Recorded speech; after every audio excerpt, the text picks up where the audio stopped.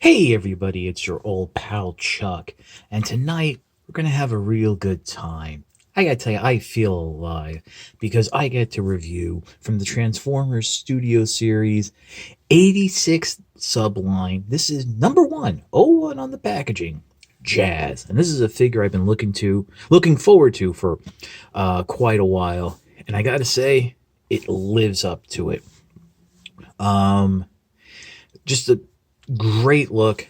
As some of you know who watched my review of Earthrise Cliff Jumper, my dad had a Porsche growing up. When I was when I was very little. I mean, I don't remember it, but he had it for most of his adult life, and he kind of had to give it up when he had kids. But because of that, I always had to have an affinity for the Porsche. And this is, Jazz, as we all know, is based on the Porsche 911 Turbo. Close, close, but different enough that they don't have to pay for rights. And I think it's really cool. Now, to start off, got this figure from a web store called the Commander Store, CMDR Store. This is a relatively new seller. Just learned about him fairly recently.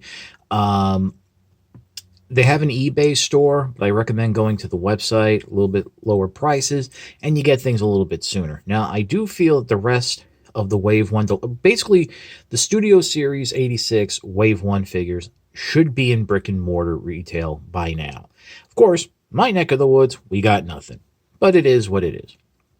Number two, I want to talk about the number here because it's number 14. And I don't want to go too much into it. When this figure was first revealed, there was some discussion about the number, discussions that frankly really were inappropriate. And I think we're just coming from people who are looking for excuses not to buy the figure. And the number 14 has to do with the original Diaclone release of, I think it was, the character's name was like Porsche Robo or something. And and it had the number 14 because this is a race car. So, that's what it was. But other than that, vehicle mode rolls really nice. I mean, I'm on a very smooth surface, but if you get it on a tablecloth or something, or even some sheets or carpeting, it's going to be great. And I actually really like the gun. This is a nice update to his classic blast. Animation design, nice, silver, not chrome, but like a very shiny silver paint. And I do appreciate the fact that they leave the connection points, the grip and the pegs on the side, unpainted, so you don't have to worry about scuffing. And you can store it here. You can put it like that. As others have said, it would be nice if we could get proper weapon storage, but I understand why not. So, no more of this jazz. Well, at least my jazz. We're going to get more of this jazz in just a moment. So as we enter the Dreamer's Ball and get into the transformation, it's really nice.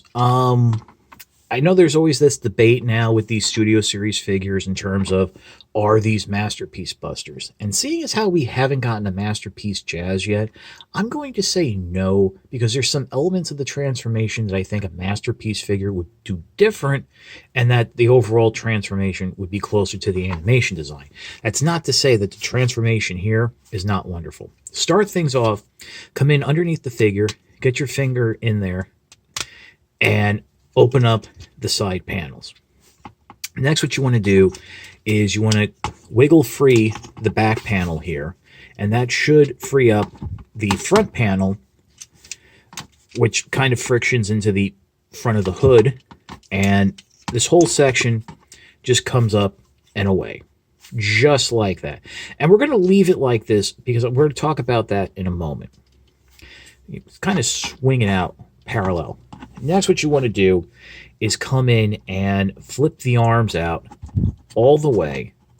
So you're basically turning the wheel wells inside out.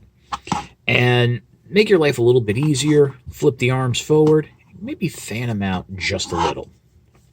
Next, what you want to do is you want to come in, push this panel down, and then go ahead and rotate up the head panel on Jazz. Make sure that this back piece isn't in the way, blocking the head movement, and which it could be, and then just get it up. And then this panel will sort of fold back a little just to hold everything in place. We'll get to that more in just a moment. So I guess while you're here, if you want, go ahead, rotate the arm at the bicep, fold out the fist, just like that. Next, what we're going to do is we have to rotate this silver waist piece around.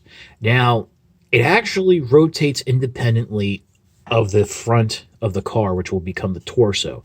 The easiest way I've found to do this is rotate the whole section around until it's facing the front. We're now basically that bare section is towards the back, and then grab it right there and continue rotating and basically bring the torso section back around. At this point, you can go ahead and bring the front of the car down, and the tabs there are going to peg into slots there. And this is what I was talking about, and making sure that piece was lined up properly, because that will make sure the head panel's all lined up, yada yada. Now, we're not doing anything with this panel yet, but I do want to point out, when going into car mode, the instructions show you folding everything out before you after you rotate that waist piece around. And I actually find that to be a little bit difficult to do, because there's the tabs there and everything get in the way. So when transforming from robot mode into car mode, fold this whole section out. But we're not folding this up yet because there's one other thing I want to discuss. So here we are, and we got the legs to deal with now. So you're going to unpeg them right there. They're going to telescope down and around. There's a slot here on the inside of the panel, and there's a tab on the knee joint that's going to peg in. Make sure you peg that in solidly. Now, on my copy of Jazz, my knees are a little loose, but not too bad, especially when you have that joint pegged in. They hold together quite well. Flip the silver toes forward. Now, the instructions show when going from robot mode to car mode, there's something to push up. I don't know what that is. I think they might have been talking about making sure the feet are straight and not angled, but yeah, those loose, just something to keep in mind. And then what we're going to do is take these side wheel wells and fold them down. Bring the arms down to the side, and we're going to go and talk about the back now. Allow me to adjust the camera ever so slightly. And here we are. Now, this is how Jazz comes out of the packaging, with the backpack folded open like this. This is not how it's supposed to be. And to the credit of Hasbro, their instructions do show you to do this step. First, what I would recommend is bringing the door panels here down to the side as they would be in vehicle mode. The reason being is when folded out all the way like this, there's a little bit of an edge there that will affect bringing down this back panel, which we're going to do right now. And this will just peg down. It's on a double hinge, and you're going to just fold that up and in. Next, what you're going to do is just fold the door panels up on top of that. And then when you swing it down, those tips of the doors are going to fold up underneath into that little gap behind the head. And there you have the backpack folded up. And again, as I mentioned in the beginning, I highly recommend doing that very early, unfolding the backpack very early on, just to make sure that there's no clearance issues when transforming the figure. They're just bringing the camera out ever so slightly. And here you have Jazz in its robot mode. All set to go and compete in a bicycle race. So, the weapon can peg in the hand like there, or for storage, can peg in the back. You might have noticed there is ankle articulation. It's actually kind of neat because the toe joint is separate from the full foot, so you can have some real nice articulation there. Getting posed up a little. And I gotta say, I am very thrilled about this figure. Yes, it's a little bit on the small side, but I just think he looks so cool. And, for the rest of the articulation, you have a universal joint at the hip. You have really a nice, deep single bend at the knee. If you want to unpeg that joint, you can get a little bit more. Universal joint in the shoulders, swivel at the bicep as we already saw, 90-degree bend at the elbow, and I guess you can say if you want to rock the wrist a little, but that's about it. Oh, and of course the head is on a ball joint. Little serious expression on Jazz's face. I can kind of understand that because it's the moon base scene, and he's kind of worried about getting eaten by Unicron. So hopefully, I know we're used to more jovial Jazzes, but again, masterpiece figure definitely will have different heads. Oh, and of course, you do have a waist joint here. So, and what's nice is once the chest is down, it locks that silver piece in place, so you don't have to worry about loosening it up. So, we'll pause, and we'll come back with my final thoughts. As I've been doing for most of my Studio Series reviews of the 86 line, I've been including the backdrop, which is basically the interior of Moonbase 1. And much like with Grimlock and his dinosaur mode, Jazz barely fits on the in robot mode. Well, at least the way I have it posed here, trying to make it look like it's using the keyboard. Not for nothing. I know in the Netflix line, Hasbro is doing that Build the Teletran 1. How cool would it have been if for the 86 subline, if they were able to connect the bases or something? Like we have like a little action diorama that with each figure tells the story of the movie with different parts. If you couldn't tell, I'm a big fan of this figure, and I'm a big fan of Jazz. Funny story. On New Year's Day, I happened to be watching an Odd Couple marathon with my mom. And one of the episodes was Felix and Oscar were having a disagreement. Oscar felt that there was no good in New York City, and Felix didn't believe that and was out to prove him wrong. Well, Oscar was going on a vacation, so they were on the subway to go to the airport. Sure enough, the subway breaks down because, as you know, leaving home ain't easy. And they begin to encounter the people on that car. And sure enough, one of the actors happened to be Scatman Carruthers, the voice of Jazz. And I think it was about that day or the day before I had actually pre-ordered this wave of deluxe figures. So I think it was a little bit of cosmic kismet.